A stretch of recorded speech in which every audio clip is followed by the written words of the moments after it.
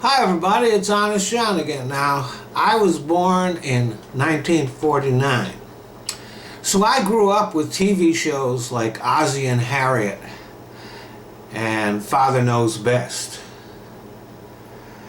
Now, naturally, at that time and in those shows, everybody was white, of course, and Dad went to work and was the breadwinner, and Mom stayed home and took care of the house. That was the assumption.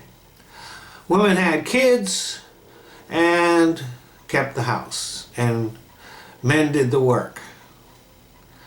But there was a flaw in that assumption. There were a lot of working women. They were all over the place. And again, it was assumed that there were certain jobs that they could do, and then there were other jobs that were only for men. Men were doctors, women were nurses. Men were executives, women were secretaries. Men were chefs, women were waitresses. Men were scientists. Women might be teachers. And a woman could never be the boss. It was just assumed that men were better in every way than women. It was even assumed that women were not funny. There were very few female comedians back then. And of course, it was also assumed that women were just automatically bad drivers, that there was something in their DNA that prevented them from operating a car competently. And an attractive woman in the workplace? Well, she was pretty much fair game. Rape was a crime, but it was minimized and often ignored if it was reported. If a man beat his wife, that was nobody else's business. And then, starting in the 1960s, women said no, that this wasn't right. They demanded to be let into the men's clubs. They pushed against boundaries that had existed for literally centuries.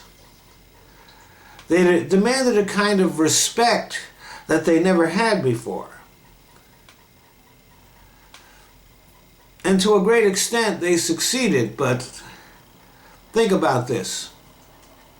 In our last election here in the United States,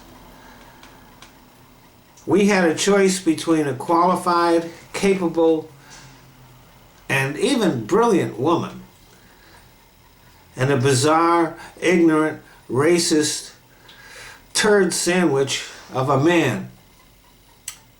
And we chose the man. So it's pretty obvious that women haven't yet reached the finish line. But women today are doctors and lawyers and politicians and cops, and yes, even bosses.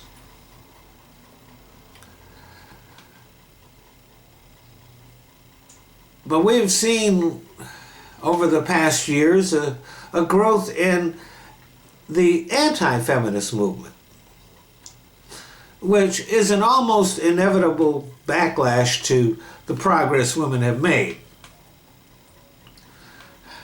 And the anti-feminist movement has been very much helped by radical feminists who are not so much about women's rights, but just simply anti-men. But if you take a real hard look at the anti-feminist movement, you can see that there are men who want to put things back to the 1950s.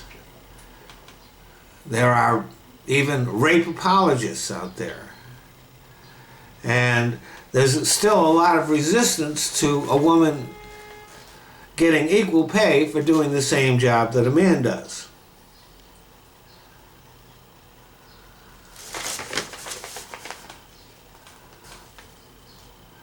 Fox News, for example, was a bastion of sexual harassment.